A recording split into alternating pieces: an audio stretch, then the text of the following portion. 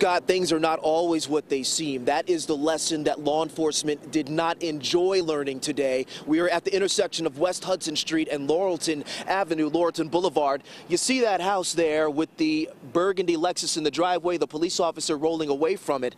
Well, they initially got a 911 call from a person who claimed that he had just murdered members of his family at that address. Pay attention, because that's not what happened. It turns out there's a 17-year-old boy playing video games inside that house, playing Call of Duty, a first-person shooter game that's very popular not just in New Jersey, New York, but across the country. Well, he beat someone.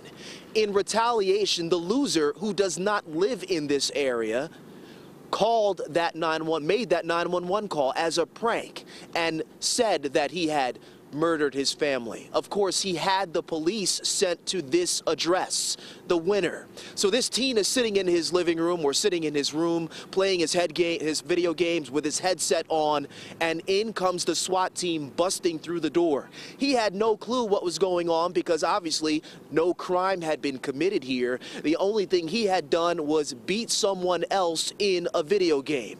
It's a crime called swatting, and the Long Beach police commissioner says it's a real problem. If they lose, they call the police and mimic the person that they lost to and say that they've killed family members, and then they see how many people they can get to come down there. And like I said, this is really becoming an epidemic for law enforcement dealing with this, and the person that made the fictitious call actually gets points for the amount of equipment he gets down here, whether it's helicopters, SWAT teams, dynamic entries, and that type of thing.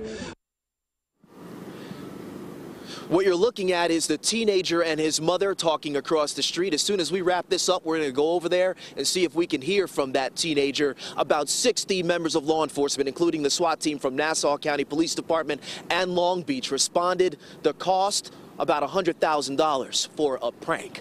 We're live in Long Beach this evening. Jay Dow, Pix 11.